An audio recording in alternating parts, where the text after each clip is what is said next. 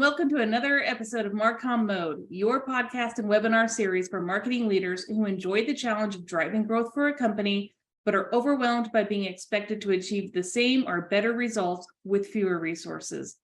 We bring you meaningful conversations with marketing leaders who can provide real-life examples of how to prioritize for success, overcome common challenges, and build effective teams.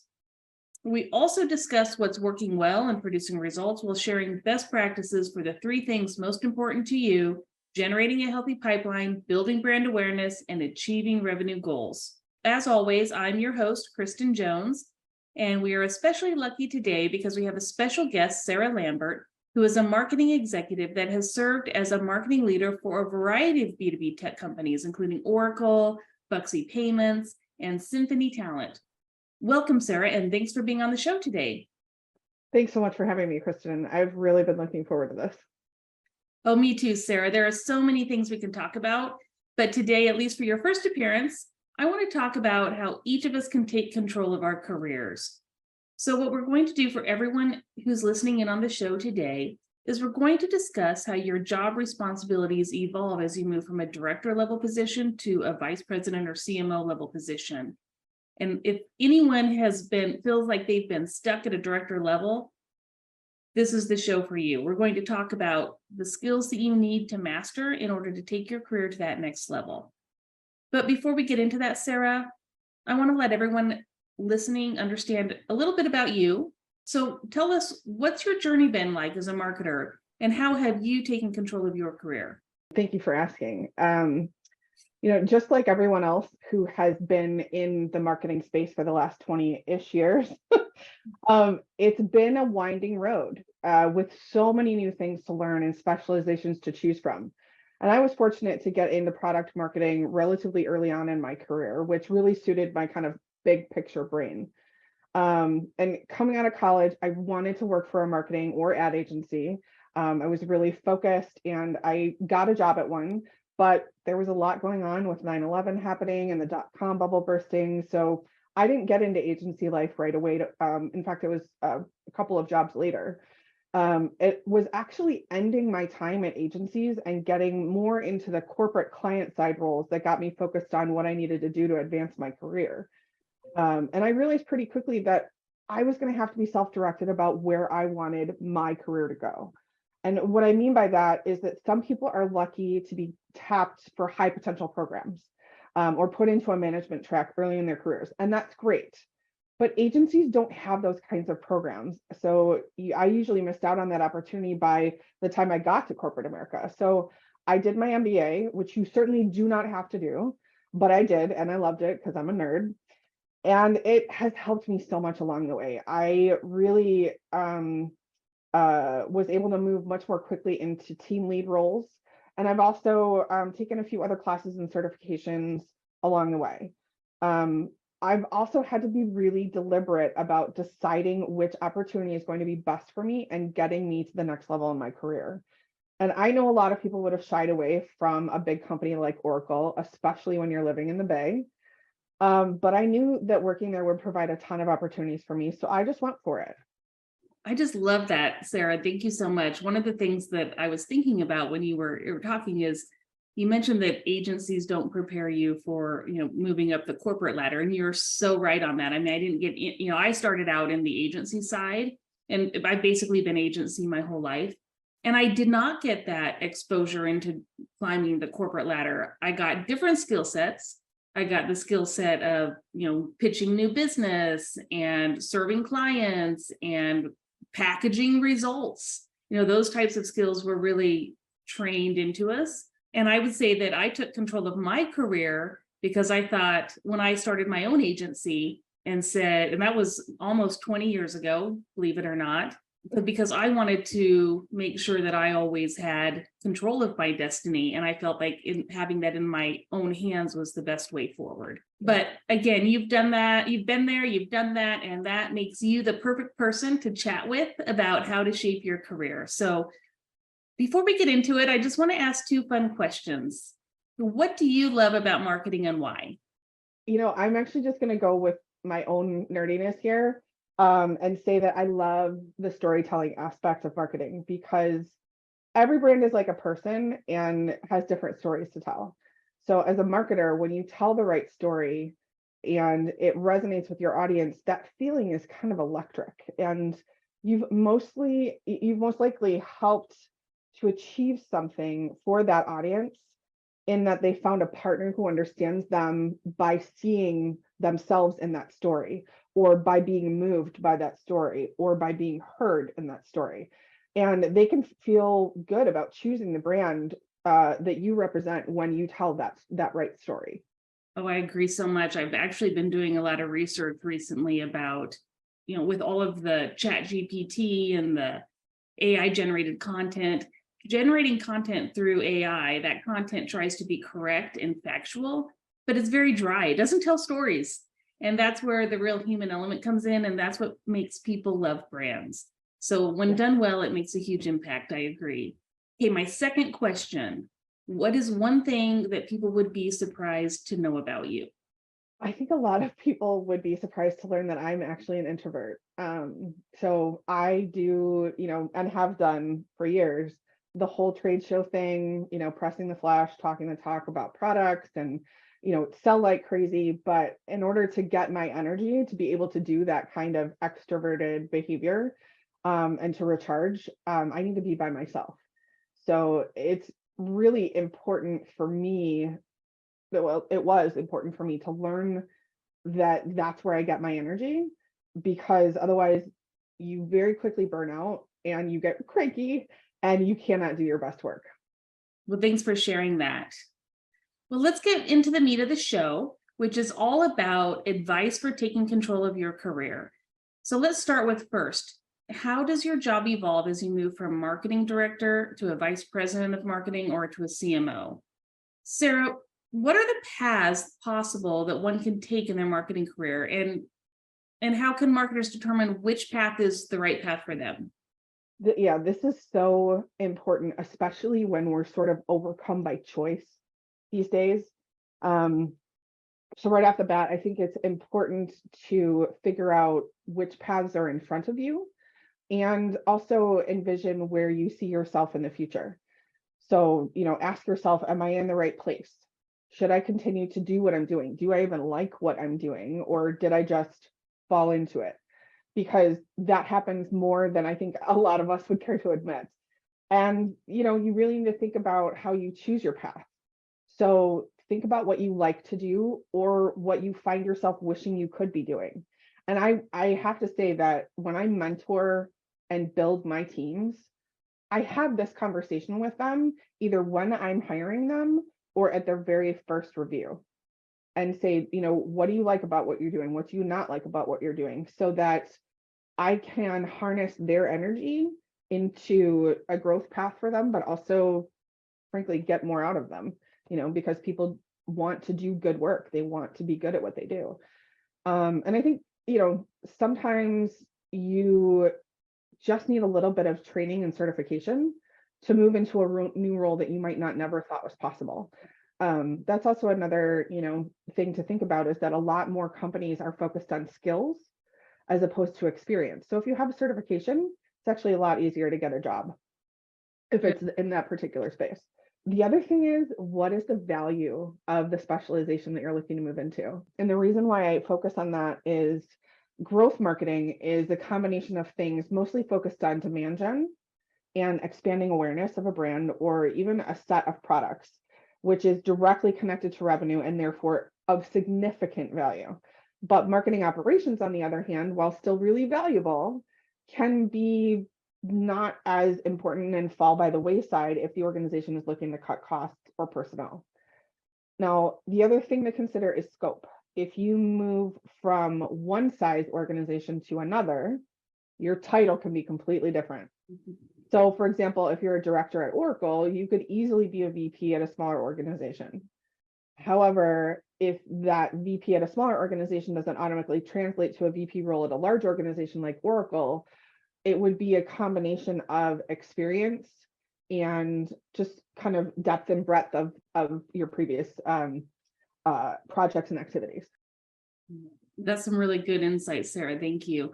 One of the things you said that I really appreciated is that you when you're building your teams, you actually talk to your people and ask them what they like, what they don't like, what they want to do.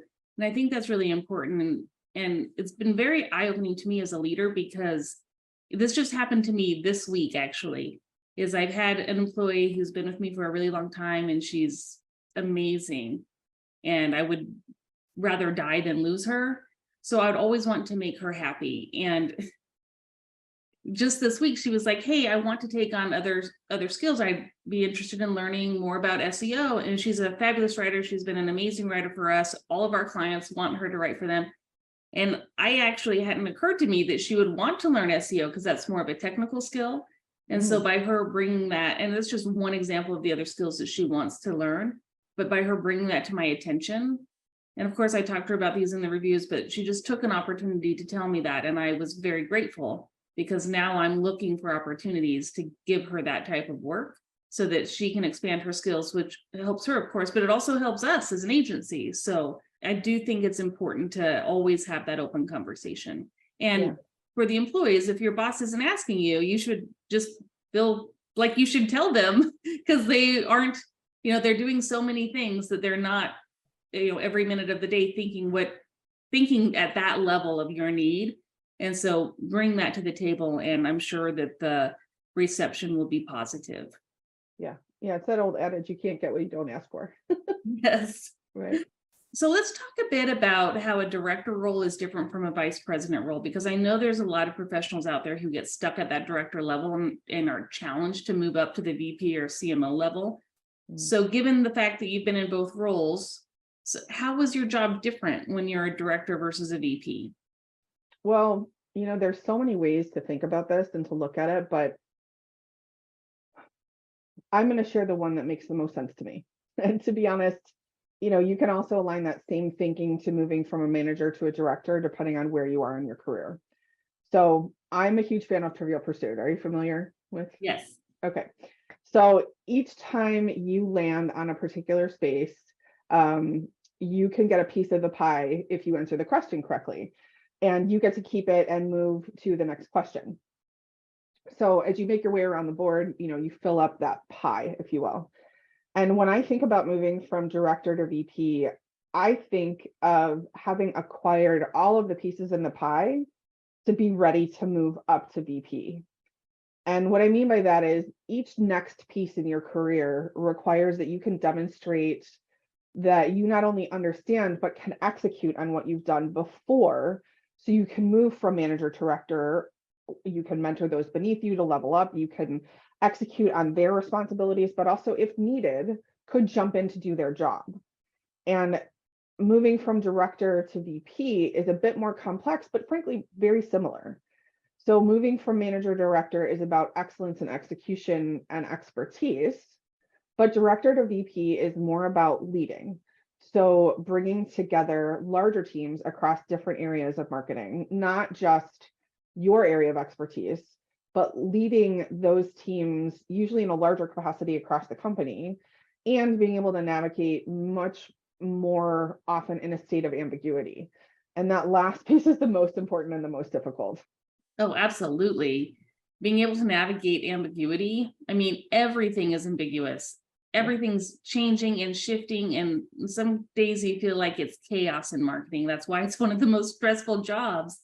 But I would just say that there are many takes on any given situation, as there are people involved. And so what you have to do when you're in that situation is just be open to listening to everyone's ideas and opinions, putting your ego aside, and just making sure that you're doing what's best for the program, best for the company, and best for all involved. And sometimes that's not your idea. Sometimes it's someone else's idea. Yeah. So let's talk about the differences between the two roles of CMO and Vice President of Marketing. A lot of times people think those titles are interchangeable because they often lead marketing, but they're really very different roles in reality. So I would love to hear your thoughts on that. Yeah, I completely agree. And I've had so many conversations with people, especially in the last 12 months, about the difference between those roles. I've been very fortunate to see that the most successful CMOs bring this strategic long-term view exceptional measurement. They have a wonderful analytical capabilities, financial management rigor, and they're very clear about what they expect from each functional area within marketing. And I think the other key difference between that VP, SVP, and CMO role is that you're often the face of the organization externally on many topics, which means that there's a responsibility to not only manage, execute, and deliver on all of the marketing and growth objectives for the organization, but also to have that executive presence to deliver messages to the board, to the industry, and to the market.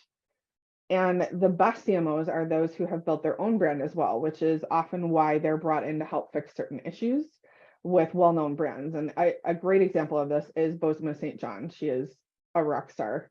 And I just adore following her career. And not only is she a powerhouse woman, but she's led marketing for Uber, Apple, and Netflix. And she was there to invigorate the brand, but also inspire those teams to think differently. So I think it's really important to understand where you are in your career, and frankly, whether or not you even want to go to that CMO role, right? Because that is a step further. The other thing I would say is, other senior marketing executives, like VPs of marketing, absolutely may excel at their function with a lot of experience building brands and executing programs, but without the skill to provide strategic and financial leadership to the organization as a whole, they really don't deserve a C-level title. And that VP or SVP of marketing describes their role just fine.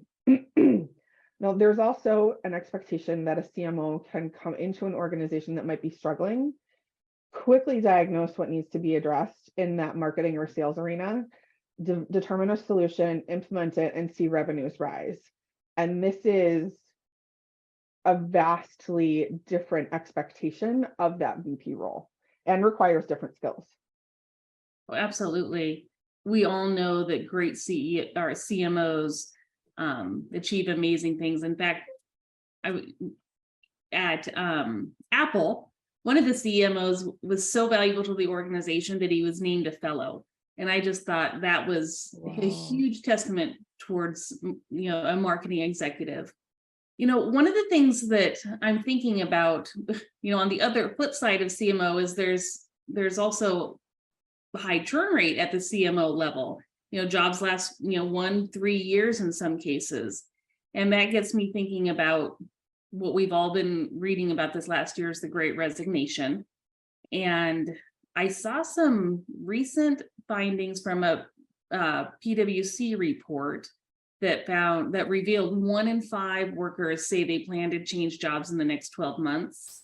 And according to Pew Research, the nation's quit rate reached a 20-year high last November. And what's shocking to me about this is the state of the economy and with all the tech layoffs, we're still seeing this, which is so surprising to me.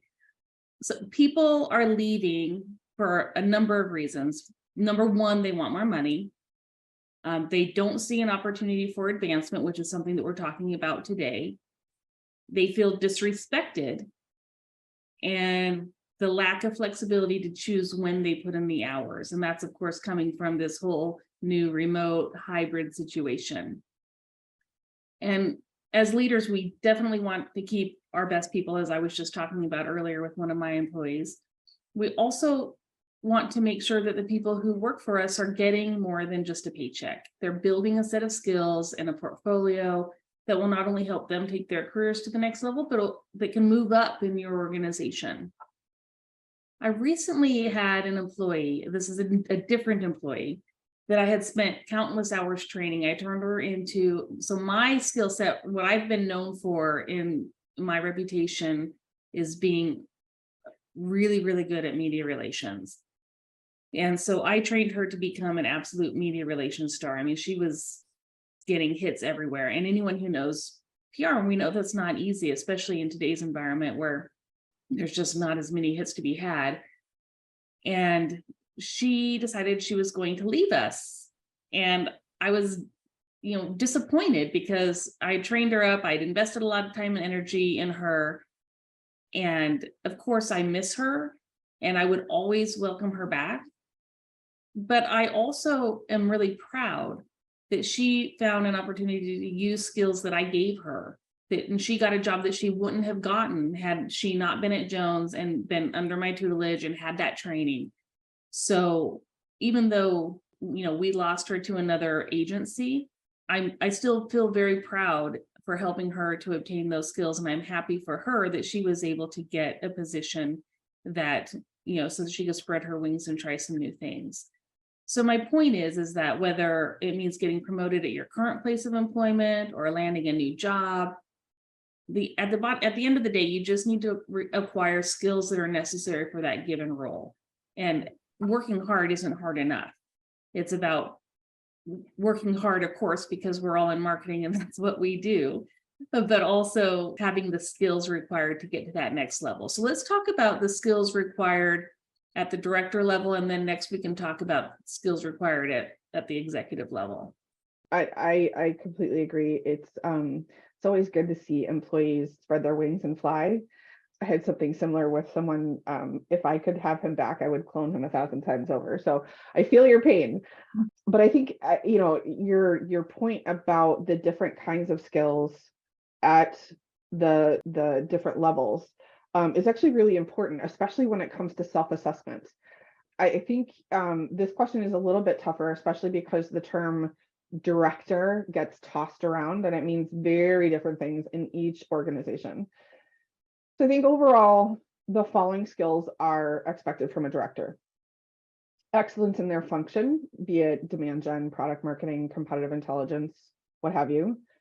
Ability to recognize talent and help it grow. This is huge. Ability to build and lead teams. Organizational skills that go beyond their own responsibilities. And what I mean by that is like short and long-term planning. So if you are great at demand gen, but you cannot, work with your partner or your sister teams within marketing to build an integrated approach that's going to address all of the goals, you're not helpful and you're a roadblock. Some roles also will include budget oversight, though this really depends on the size of the organization and, frankly, how far down they go from a fiscal responsibility perspective. Next, let's talk about the skills required for the marketing executive position. Now, whether we're talking about a vice president of marketing or a CMO, marketing leadership is not about individual marketing abilities. It's about enabling your team to perform. And that's sometimes really hard. So how is, especially when we're talking about different generations, trying to relate to different types of people and different types of employees, it's really challenging at times.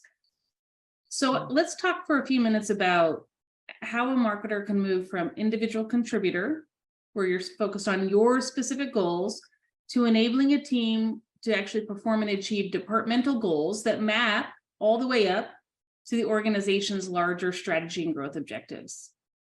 This is really where that exponential factor sort of comes into play. So, and it's really about mindset in addition to skills. So as an individual contributor, if you're doing your job well, you usually reach a point where you start to get additional projects to take on or teach others how to do their jobs well, because it's at this point you've been doing things, you know how to do it, you know how to navigate the system or the organization really well. But you can also decide where you want to be a team lead, which would be kind of like the precursor to a manager or director. And you can stay as that individual contributor. But if you choose to move toward becoming a people manager instead of an individual contributor, you really need to be sure to share that decision with your direct manager and raise your hand for new projects, because and those new projects where you can help to lead folks and also lead planning. Getting exposure to how it's done in your current organization really helps to build the foundation of the skills you need.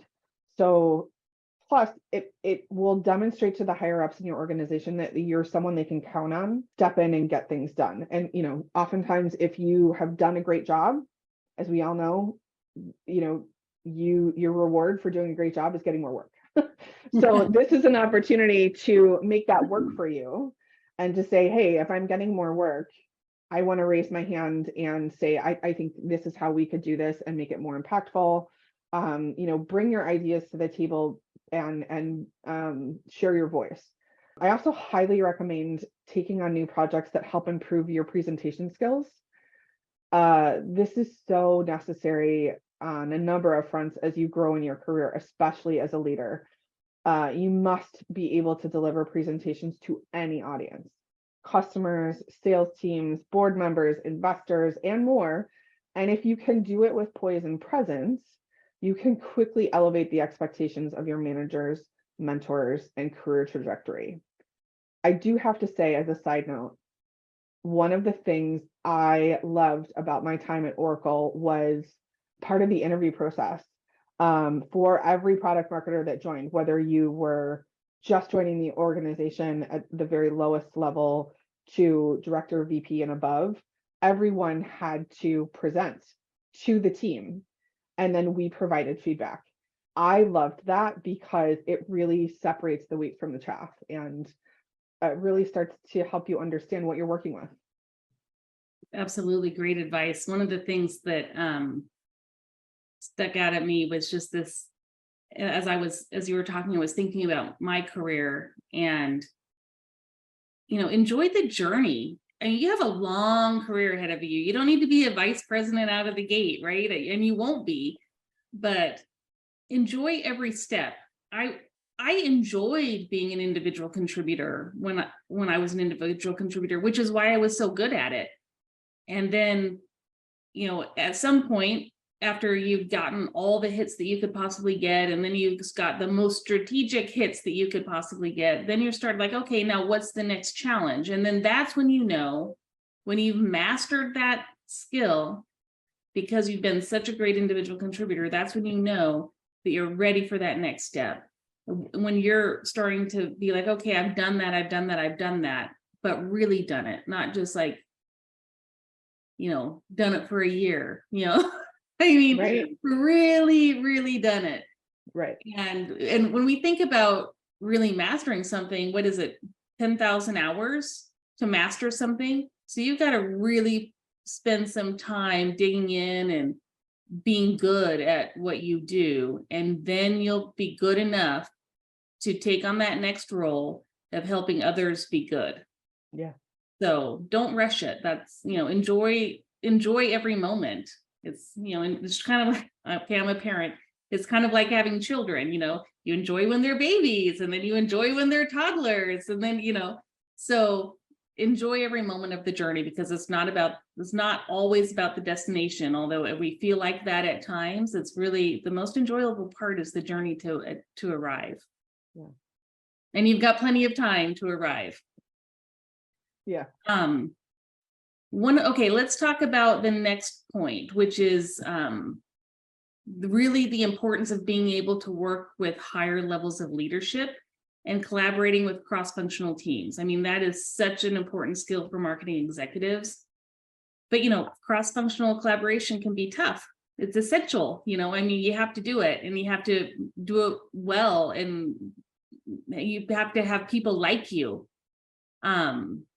A report by Deloitte calls organizational performance a team sport. And it tells us that 31% of leaders say most or all of their work within the organization is done with cross-functional teams. And it's often up to us as marketing leaders to organize the cross-functional efforts, which is, again, another reason this skill is so important. And so when we think about the difference between a functional expert, like a director, individual contributor level, versus a marketing vice president or CMO, being able to effectively communicate, being an expert and being a strategic counselor and advisor, while also being open towards others and, losing your ego and inviting others to participate, those are all essential. So we're starting to get into the heart of why that skill is so important. So if we can, Sarah, let's walk through an example. Tell us about how bringing a new product to market requires careful planning. It requires a whole lot of cross-functional collaboration, and you just all the things you need to be successful. I think having spent the majority of my career in product marketing, this is my bread and butter, right? So I'm the moment you say, what does it take to bring a new product to market? I'm like, ooh, okay, there's so much that has to happen. But for some marketers, this can be a tough area to get comfortable with because other functional areas in the organization don't always respect the work the marketing team does or see them as a rival. Sometimes sales sees that and really don't want to partner with them. But when I build out a plan for bringing a new product to market, I do so in partnership with product, sales, customer success, operations, and finance. So we can consider all of the moving pieces and parts that will take the time and support of the launch into consideration as much as possible so that we're successful. And the reason I do this, not only because I actually really genuinely enjoy working collaboratively and cross-functionally, is threefold. One, it helps every team involved in that discussion share their ideas and concerns while making them feel heard and included. It also, secondly, ensures that everyone hears the same information at the same time. This is so critical. It's kind of ridiculous. Pardon me.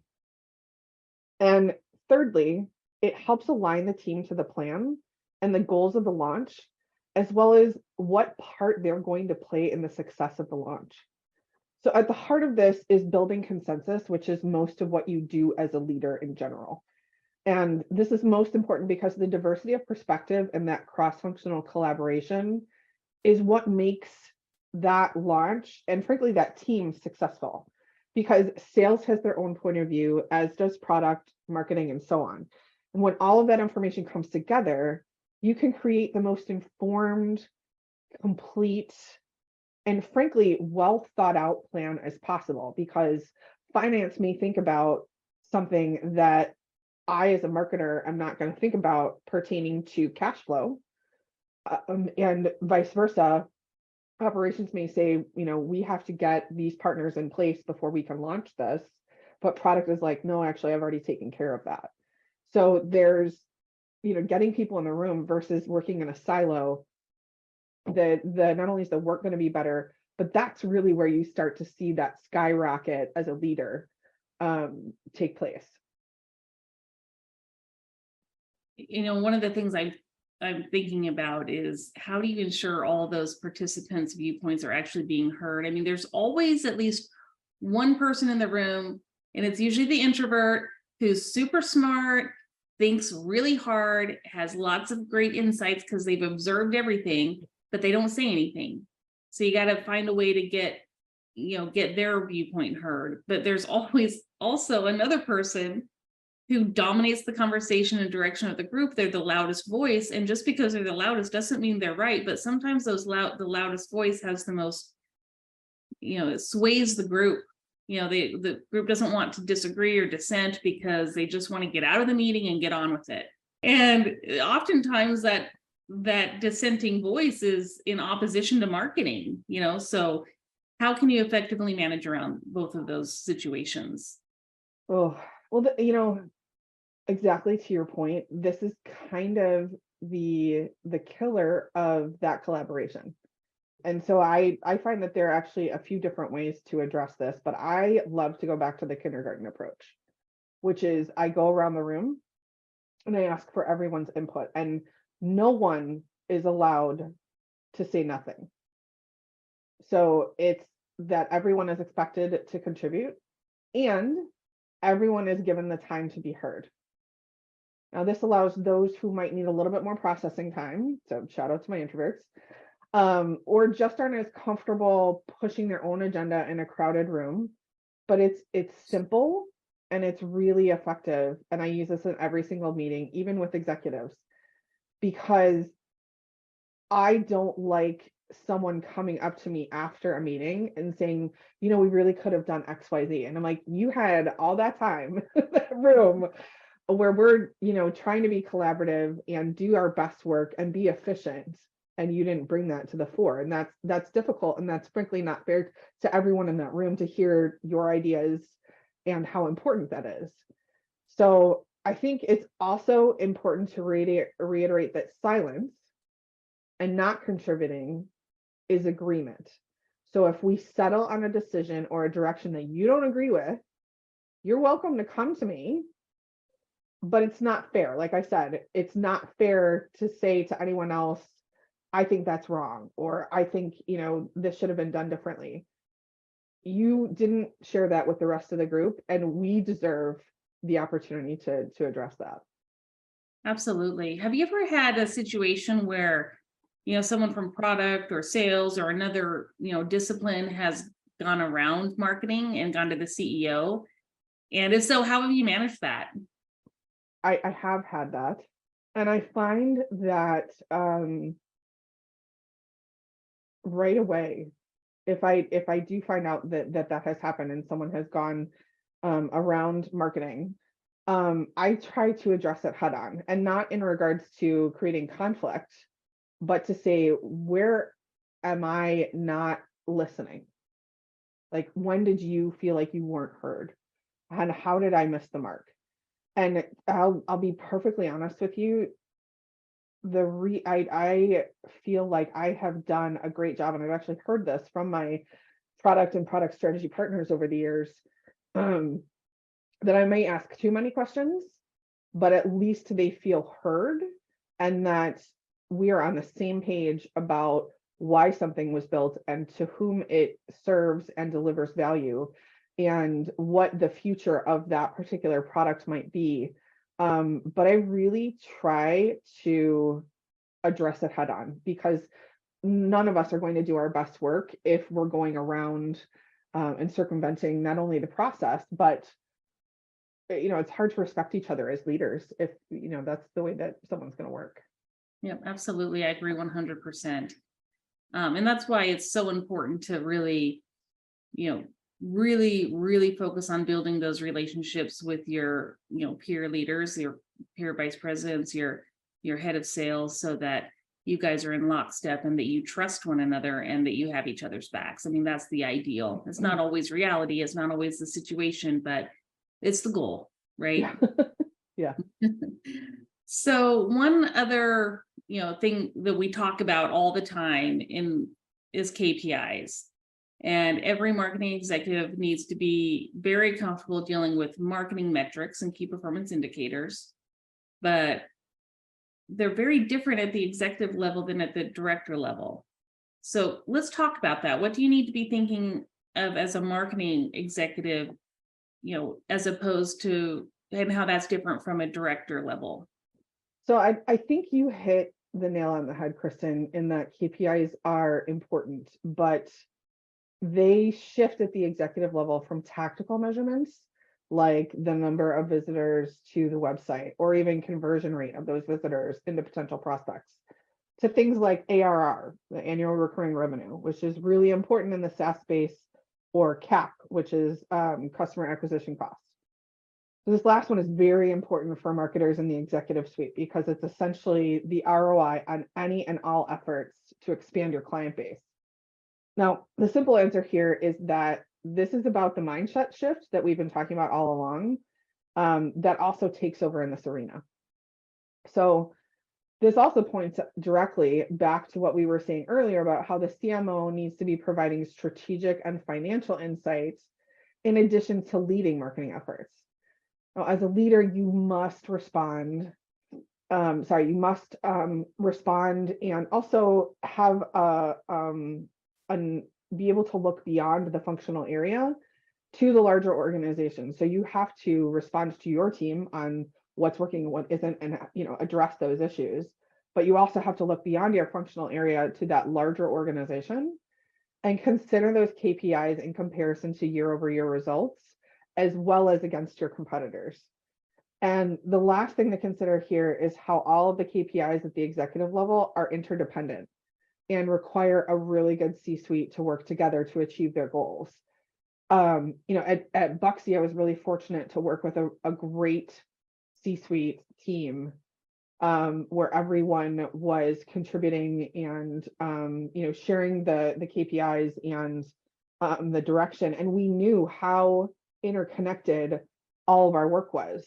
I couldn't promote new, better, different until product felt comfortable and had gone through beta and worked with several customers to work out the bugs so that we could really promote and have any number of even spiffs. So sales would be involved as well, and then obviously finance, and everything is connected. So again, that C-suite is working together to achieve their goals. But like I said, things like ARR, renewal rates, pipeline, and even revenue per employee, which PS is very important in the startup space, are all about how the organization is working together to create success.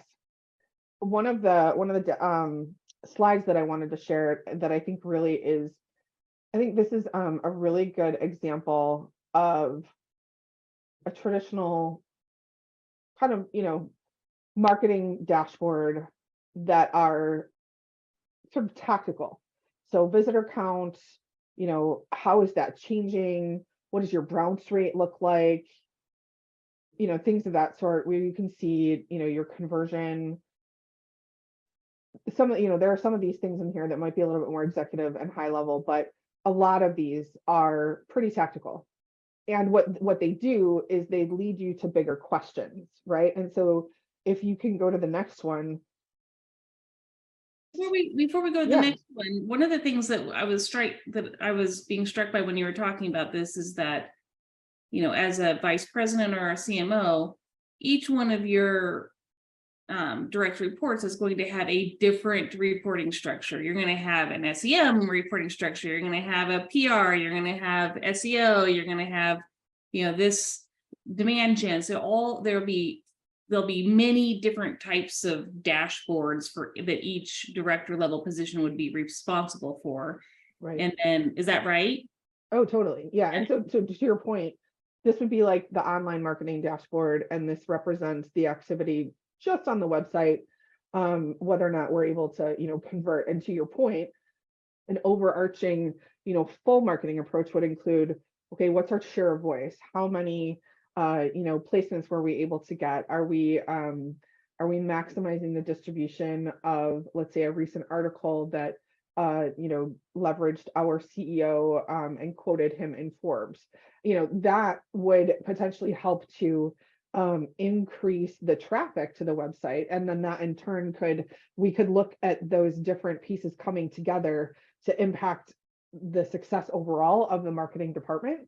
But to your point, this is just one example of the kinds of metrics that you would look at more at a kind of director level. Yeah, so the executive needs to be able to, look at all these disparate reports. I mean, it would be great if they were all together, but it just doesn't really happen that way. All these disparate reports, and then, analyze them and, look to the team to make recommendations on how to make those better. And then that's obviously very different from an executive dashboard, which we're looking at now. Right. And I think, this for me it kind of pares down a little bit what is more important around wins. You see in this corner here, it says page views, referral, direct, and organic search. When I look at these pieces together, as well as the stats by country, I'm looking at how these different pieces work together, but also how potentially some possible issues with maybe not having as many referrals. So people who might already know us or give us credibility, that could potentially be an issue. It's great that we have so many wins and that we're up 25%, but what does that look like in regards to the year over year, right? We may be down, so we may be up, month over month, but maybe not year over year.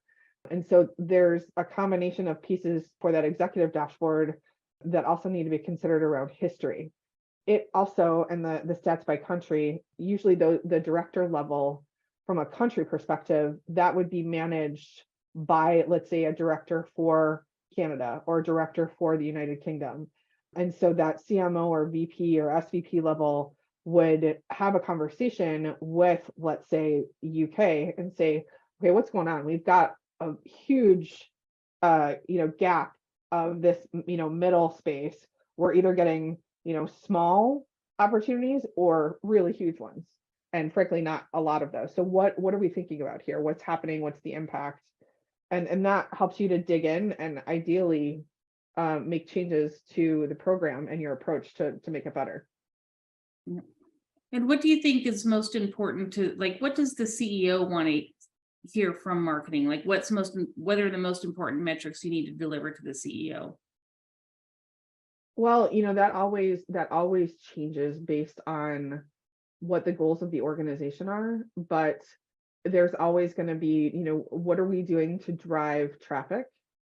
What are we doing to improve the customer or prospect experience?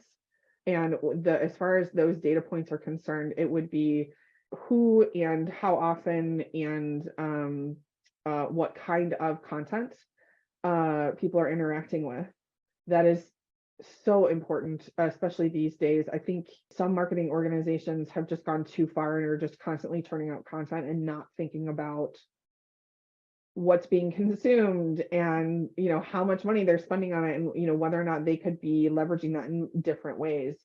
There's this phrase that a lot of people use, their term snackable, right? And I hate the term, but I totally get it, because who these days has time to sit down and read a white paper anymore? Like, unless it's the American Medical Association, which is very important for them to read those kinds of things.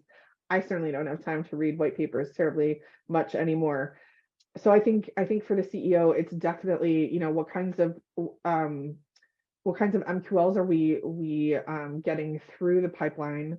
How are we helping to move those MQLs down to be able to toss them over the fence to sales? But also for the CEO in general, especially because he or she tends to be most connected to the board.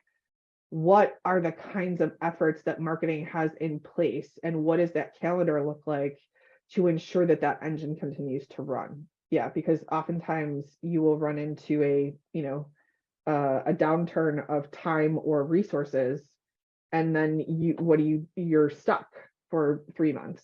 So it's really important to make sure that your KPIs are in place and your data points are ready to be able to demonstrate back to the organization, to the CEO, and to the board what's going on and why. Yep, absolutely. I mean, it all comes down to revenue goals, right?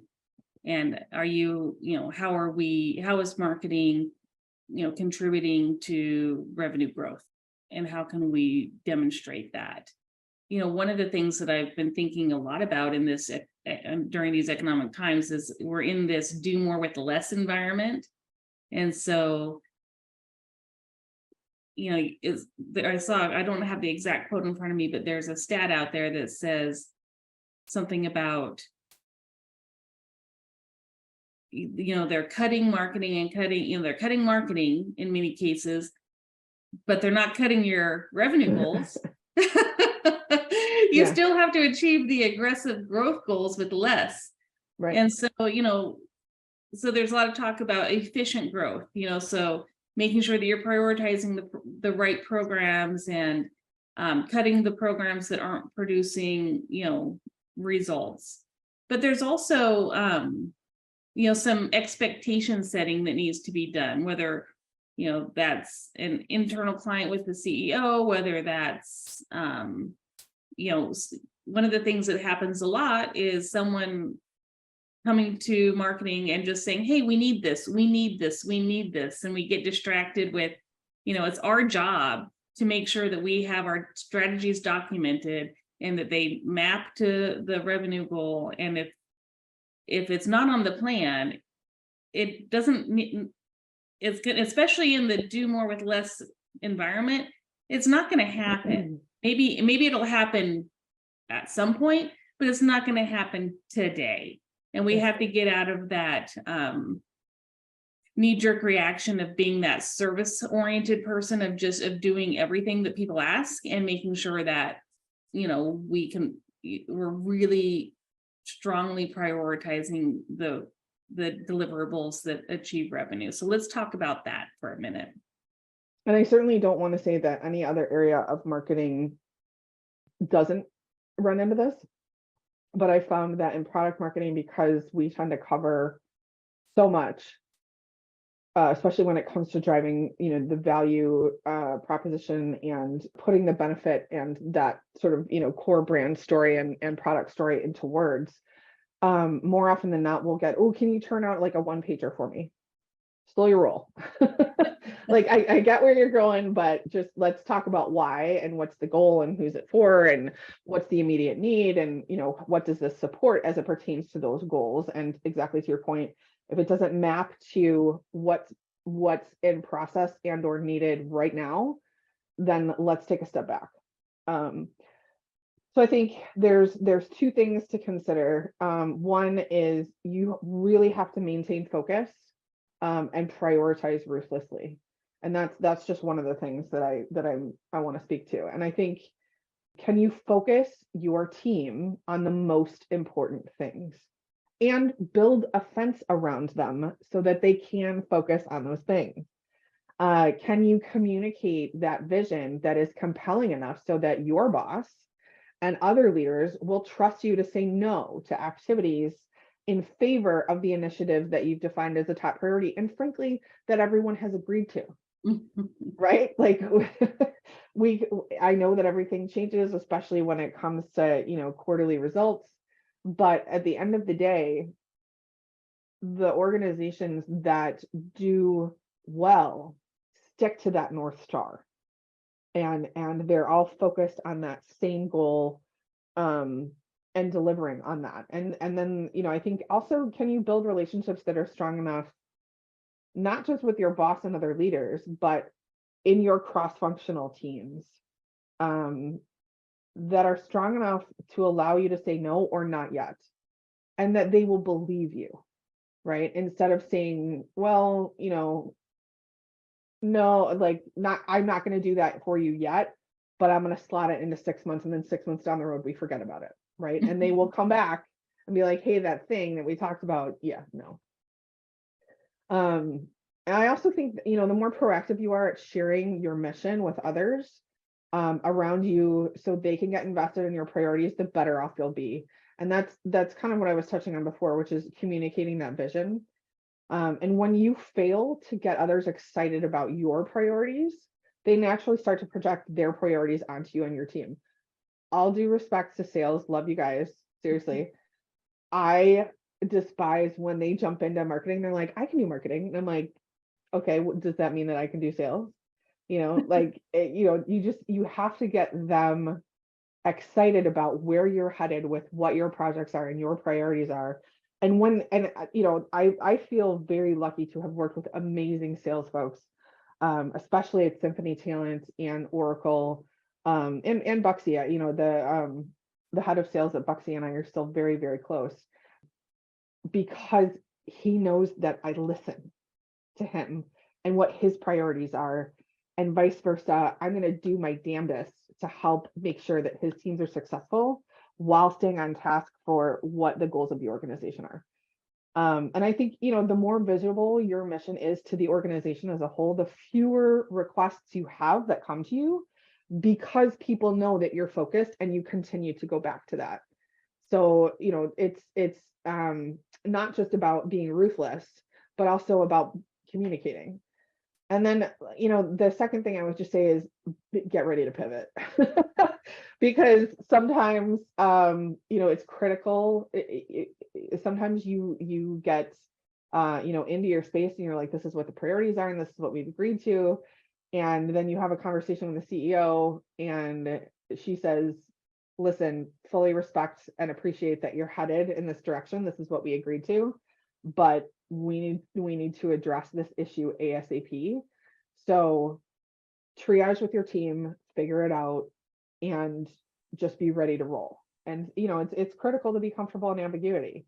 The priorities of an organization can change based on the economy, supply chain, feedback from investors.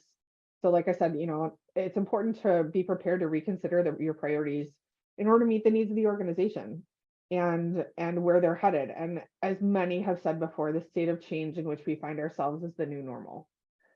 Little is etched in stone, and in order to not just survive but thrive, you have to be ready to pivot. Yep, absolutely. And it cannot be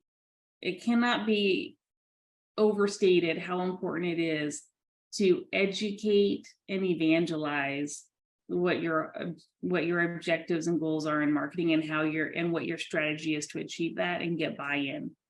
Because I've been in situations where you get so heads down on getting the work done because there's so many things to do that sometimes can take a back seat. Mhm. And when I've looked away from that North Star and not taken that time to educate and evangelize, it's always come back to bite me.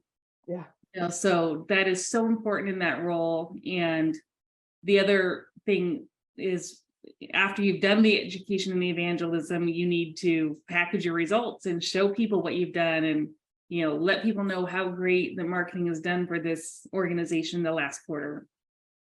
Let's see.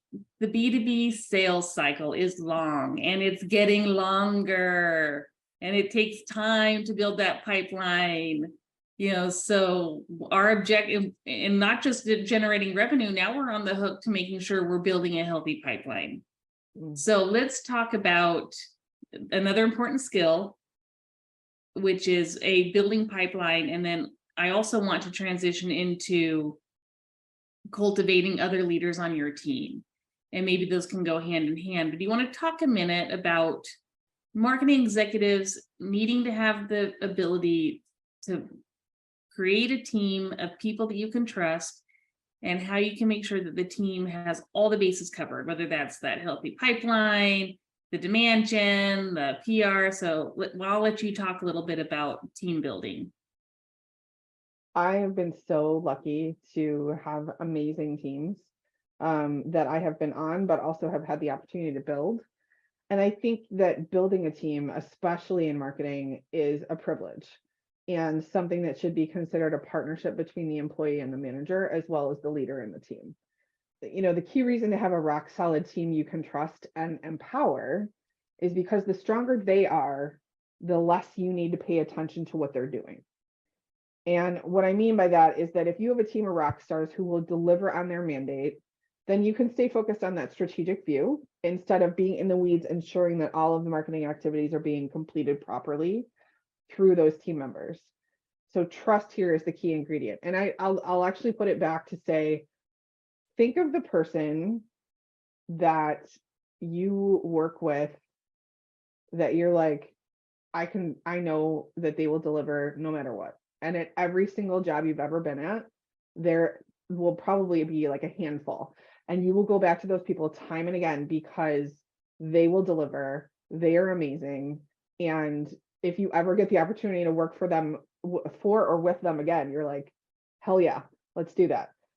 I also think that being a team leader requires a lot of conversation about what people want to do. So going back to kind of what we talked about originally, which is, what do you like to do? Where do you get your energy from doing that? And how can you together leverage the information about what people do to give, or what they like to do, to give everyone the opportunity to both grow their skills and do things they're good at? Because I find that it's really important to be honest with your team about how their contributions help the organization deliver on their goals as a whole. And if there's a bonus program in place, how the work they do helps to contribute to the overall success of the organization, and that how in turn that comes back to them, because it helps them feel not only more connected to the overarching business, but also sees the benefit for themselves. And I think the one last thing that I kind of want to say about that is, oftentimes in marketing, it can feel like we're shouting into the wind. Right? Like we have nothing to show for all of our time and effort. and the mountains that we've moved, and all of the, magic that we've made happen, because it's very rare that it's tangible, right? Or there's like something to celebrate. And when sales closes an opportunity, very rarely is marketing given a pat on the back, like, thanks guys for bringing in all of this opportunity into the pipeline, into the funnel. And so I really try to do my best to make sure that when there is a win, my team is either recognized throughout the organization for what they did to contribute to like the number of opportunities that came in, or to myself at our next team meeting, say, hey guys, this wouldn't have happened without you. So be proud of the work that you've done, because, we don't always get to see the success. And I have heard from multiple teammates over the years, you know what, I didn't think about my contribution to how that happened, but you're right. If I weren't here and I weren't doing this, that wouldn't happen. And so I think it's really important to just reiterate how important what we do is. Yep, I agree 100%. And I, thinking about, building that solid team that you can trust. And I have a really solid team right now of really great people. And I think about that, like, how did I get those people, and how do I keep those people? And I actually got a note just yesterday from one of my employees that said, thank you for being such a great boss and always caring about your employees. And I was, that felt really good to me. And the reason that came about was, this particular employee has an opportunity to go to Africa with her husband for a month. Wow. And she wanted to, we have unlimited vacation, and she wanted to know if she could, work remotely. I mean, we're already remote anyway, but she wanted to work really remotely in Africa, but not the whole time, not like, it's Right. not like so I said, absolutely, go to Africa. I mean, this is a once in a lifetime opportunity. You need to go. And so what I did is I made sure that, and she intends to do some work while she's there, but I also don't want her to work the whole time she's there. I don't want her to be stressed out and thinking I can't enjoy Africa because I've got a paper to write. And so what I've done is I've given her, we kind of front loaded her with work that we knew needed to get done. We had her work ahead on some client work. And then when she's gone, we've planned for her to do some non-time sensitive work that's kind of like half time, like when she has time, so that she doesn't feel too guilty for, for not working, but knowing that she should not be stressed out and feeling like she has to work the whole time she's in Africa. Yeah. And so the reason I share that with you is because I trust her that she would always do the right thing. She would always work when she needed to work. And I think she always also trusts me and appreciates that I had empathy in that situation, was like, absolutely, go do it. And so, it's definitely hard to find and keep the right people. And it's often like a one step forward, two steps back process. Like, just when you feel you've got the team in place, something happens and boom, you're back 2 steps. So we've touched on the hard skills that are required, but soft skills are just as important in terms of being perceived as ready for that next executive level role. And so, for example, just being able to make deep human connections and building a warm rapport with people, that's essential. One thing that I sometimes struggle with, and it's as long as I'm exercising and doing my morning run, I'm way better, but the need to be level-headed. So I know I sometimes get frazzled, again, more so when I'm not getting my run in during the day. But being frazzled is an executive presence killer, because if I get frazzled as the leader, then it just freaks people out, so I've consciously been working on making sure that I'm not getting frazzled and that I'm communicating with poise, being calm in the moment. And, it's a work in progress, but, making change. So why don't you talk about, if you have some thoughts on soft skills that you think are important? these are tough, but I do think that they help to separate you from the rest of the herd, if you will. Communication and being able to communicate so well that you have the ability to make resistance and conflict evaporate. So you can do that in a couple of ways. One, knowing your subject matter inside and out, knowing the values and goals of your audience so that you can align your message to what they need to hear. It wipes away any doubt about the message you're trying to deliver, and also makes them feel important and heard. The great thing is, I've had a really fortunate number of relationships with my senior leaders, and at Buckzy, in particular, we were, looking for opportunities to find some ways to cut costs, as every organization does. And when I had a conversation with, frankly, the entire C-suite, but the CEO in particular, and the CFO, were concerned about what was the value of the PR. What was it doing for us? Were we getting the value for it? And, I'm really fortunate to have worked with amazing PR teams, both internal and external. And when I just kind of walked them through, like, okay, just want to help you understand where PR is in the process, right? And also how PR connects to social media, and how PR helps to amplify, any of the other messages that we're looking to put out to the marketplace in regards to thought leadership. We can't do all of that on our own.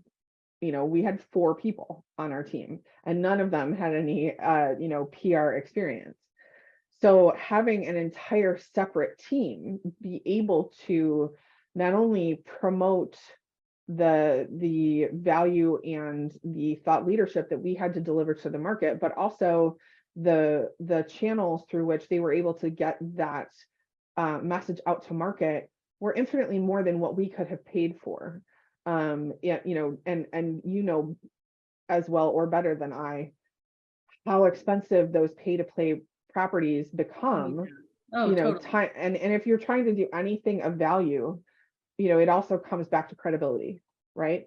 Because if a reporter believes in the message enough to want to have an interview, that's a big step forward. If all they're doing is just, reposting your press release, then they don't care. Which, I totally get it. But, by the same token, I was able to, talk through the value of what that was doing in regards to filling our funnel and our pipeline. And the CEO and the CFO said, okay, I get it. I get where you're coming from. And I think, the important thing there is that I knew what they were trying to achieve. We did find other ways to cut costs. But I was really, I knew where they wanted to go. And if we had gotten rid of that partnership, we would not have been able to address their concerns and do as well as we did. Yeah. I love that. Well, and I'm obviously a fan of PR. So my roots are in PR. I started in PR and then moved, expanded into marketing, but it's just so essential, especially for startups. It's the fastest way to build your brand. 100%. Yeah, because no one cares. No one cares what you have to say. I totally get it. It's a sea of messaging and issues. And then the last thing I will just say on this is that communicating with intention and passion, and this actually kind of goes back to that storytelling approach. If my job is to inspire action, which it is, that right action, I need to make things happen. I need to inspire you to act in not just the right way, but to get things done in a way that is compelling.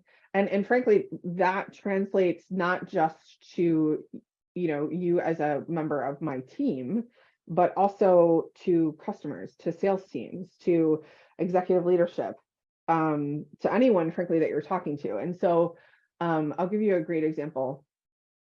when I was working at Oracle, I was really lucky to work on this diversity, inclusive, and inclusion and equity initiative. And Oracle is such a huge organization and is incredibly diverse.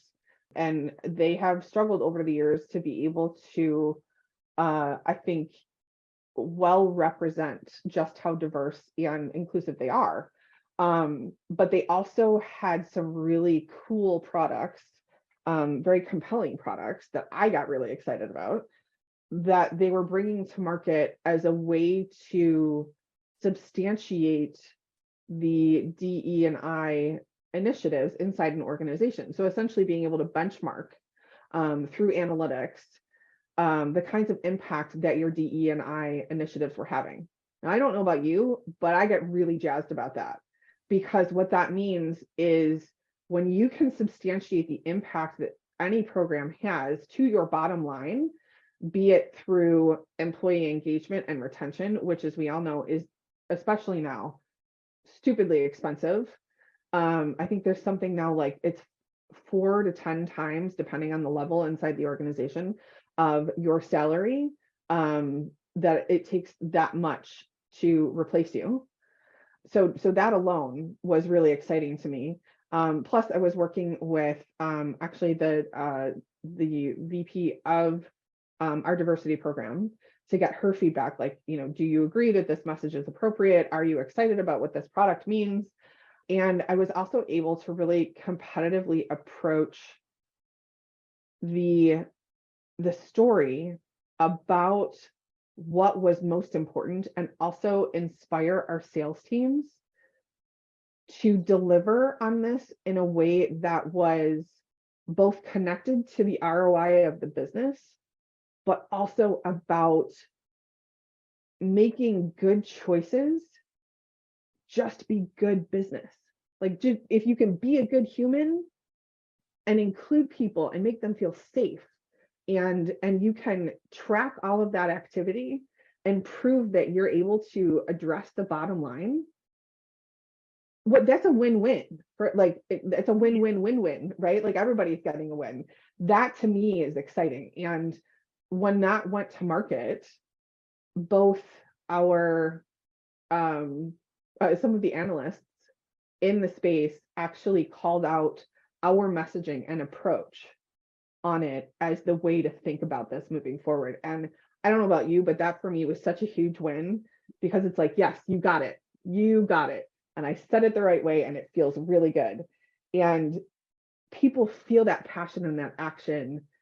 And there's nothing more exciting and interesting than that. And so if you can combine the ability to understand your audience and also deliver your message with passion, I mean, you're Beyonce, right? Like, that's amazing. You win automatically. Absolutely. Yeah. I love that example. And it makes me think of, some of the soft skill is being curious and being creative. And I can find almost anything interesting. And I think you can too, because we're nerds, right? Yeah. And I think about, there was this, so before I started my own agency, I worked in another agency, and I had worked on the HP imaging and printing business for years. And, that's the printers, it was digital cameras, scanners, and supplies. But nobody wanted to work on supplies, ink and paper. Ooh, like, that's not exciting, right? And so anyway, I go on maternity leave, I come back, and I get the news that I've been put on supplies. And I'm like, what? You put me on, and they're like, no, this is going to be great. It's going to be awesome. And we picked you because, you're so good at media, and we thought you were the right person to do this. And I'm like, okay, thanks for the hard sell here. But you know what? It was the best campaign we've ever done. And so for HP, anyone who knows HP knows that supplies is where the money's at, right? You practically give the printer away, and then all the money is made off the ink and paper.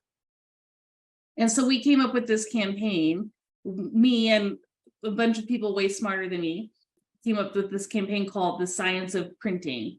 And I was in charge of, delivering on that campaign, which was, and getting big media hits around supplies and talking about why it's so important why people should want to pay more money for HP supplies versus remanufactured inexpensive supplies because it's of higher quality.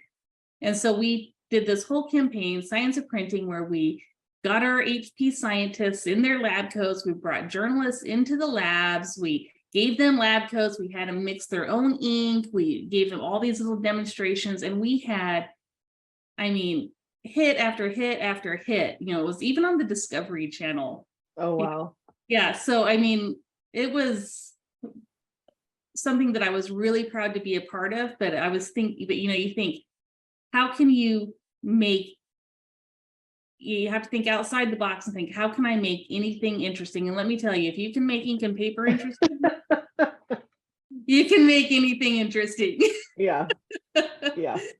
And so anyway, I think your point is that being creative, the strategic thinking, but the ability to communicate and present effectively is so important. So on that note, any additional advice that you can share with marketers on communicating more effectively? Well, I try to remember this one quote that just always floors me. I always have to kind of say it multiple times to myself, which is that the most valuable thing you can give someone is your time and attention. And sort of an alternative to that is that there's nothing more powerful than your attention. And I think if you are not only looking to communicate effectively, but also impact someone's choice or opinion, you need to give them your undivided attention. And people want to be led and partnered with and working with someone who makes them feel like they're the only person that they're talking to, or that they feel heard.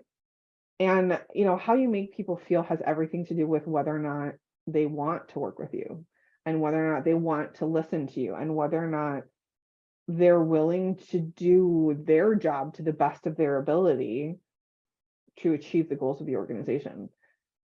And then the last thing I would just say, marketing, we are unsung heroes inside the organization. I think we, like I said before, we very rarely get the opportunity to have our due. How often do you ever hear of a marketing person going on, the sales trip, that the winners across the world have achieved their goals? Like, you never see a marketing person going on that. And that's a real bummer, right? Because we work hand in hand, and like I said before, none of what happens would happen without us. But because of that, you have to have a strong sense of your own value and the value that you bring to the table. And I think as a leader, that is incredibly important, because you help others on your team and in your organization understand how important that is. So, for example, the ability to not react and take things personally. Don't assume when someone disagrees with you that they disrespect you. It's not personal. I think it's just really important to remember that everyone has things going on that no one else knows about. So as long as you are true to yourself and your value, then you can both dig in and do great work, or you can get up and walk away. It's really about how you feel you're being treated and continuing to move forward. But I think you have to remember the value that you contribute to the organization. Yep, absolutely. And that goes back to that one of the reasons people leave organizations is because they feel disrespected. So that soft skill of being able to really read the room and make people, know their role and know how important their role is and all the value that they contribute it's really important. So, well, thank you, Sarah. These insights have been amazing, and I know we're running short on time, so I don't want to keep you too long.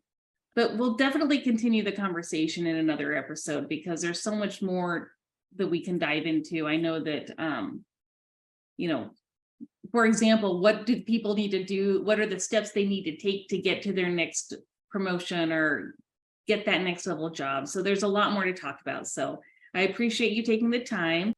And of course, I can't wait to do it again.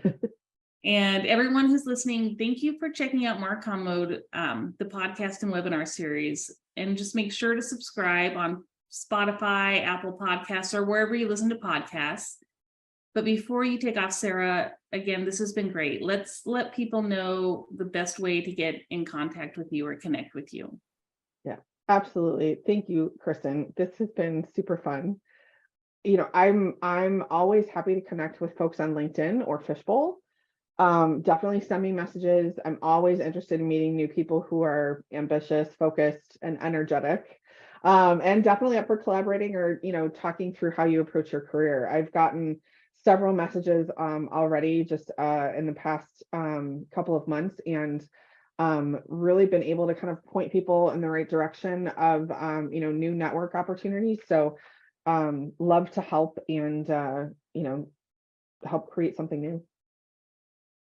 Awesome. And thanks everyone for listening. Until next time, remember, you have within you the strength, the patience, and the passion to reach for the stars and achieve your goals. Go get it.